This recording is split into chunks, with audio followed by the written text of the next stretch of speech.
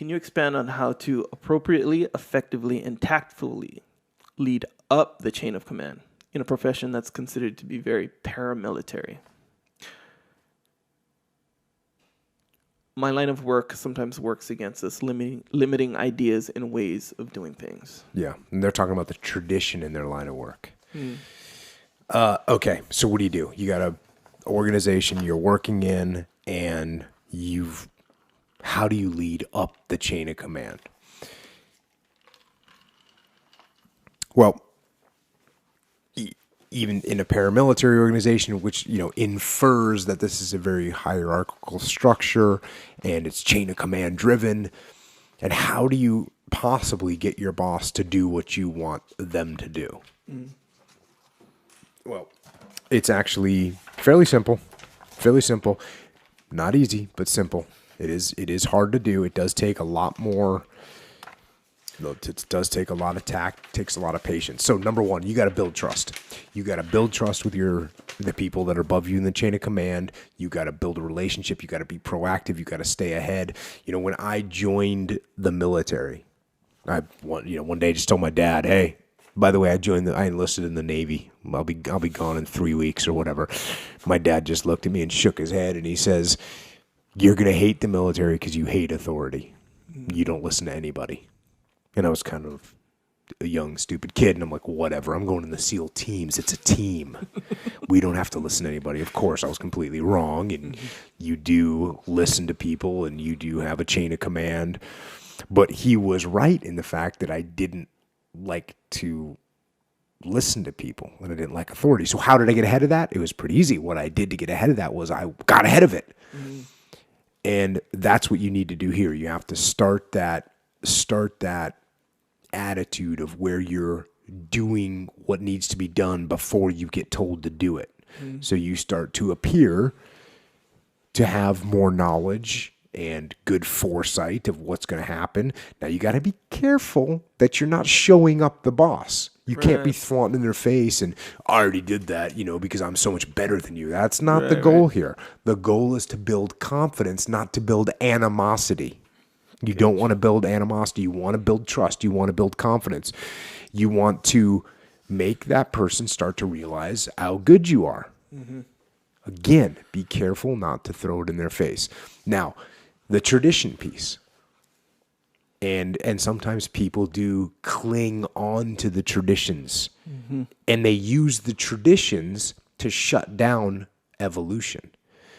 And that's bad because what they're really doing is they're protecting their world. They're protecting their existence. And so that's a big wall.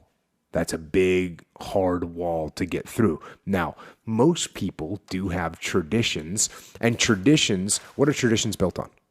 Do we build traditions? Are there traditions of failure and we're proud of that? Are there traditions of losing and we're proud of that? No. Yeah. The traditions are proud traditions. They're traditions of winning. They're traditions of excellence. And in some way, traditions of excellence and traditions of winning and traditions of domination have to be tied in some way to evolving and to adapting and to getting better. Because that's how we win. That's how we dominate. So you have to find that hole in the tradition, that part of the tradition that implies that what we do in our tradition is we get better. Yeah. That's all it is. You just got to find that thing that says we get better. We win. And you take that and you carry that lead, that little crack in the armor of tradition.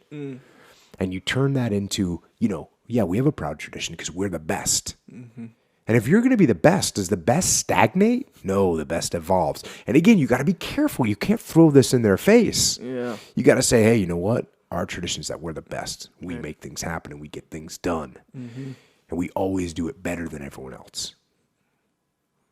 So you know what? Here's one way we could do it better. If we did this, you got to look for those little cracks in the tradition to bring forward change. Now, again, the most important thing, though, is you got to continue to build that relationship with your superiors.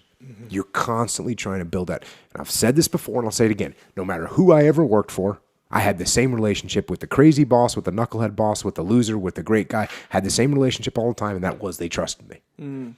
Didn't matter who I worked for. So you got to build that relationship of trust. You've also got to be careful that as you're trying to be proactive and as you're trying to get things done, that you're not looking to do it for your own ego to get credit, because that disturbs the people at the top. And it makes them say, oh, he's just trying to shine. He's just trying to look good. Screw him. Throw his ideas out. That's what you got to watch out for. So that's your ego. Don't make your ego fight their ego, because they've got an ego too. You want to let your ego go. Build that relationship. Make the change slow. It's going to be slow, steady, and it's going to take persistence in the long war.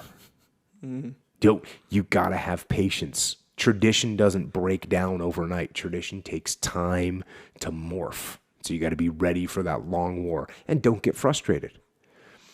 You're part of a winning team. You're part of a team that has a proud tradition. You just got to add to that tradition, and that's going to take time. Legit. That's how you do it.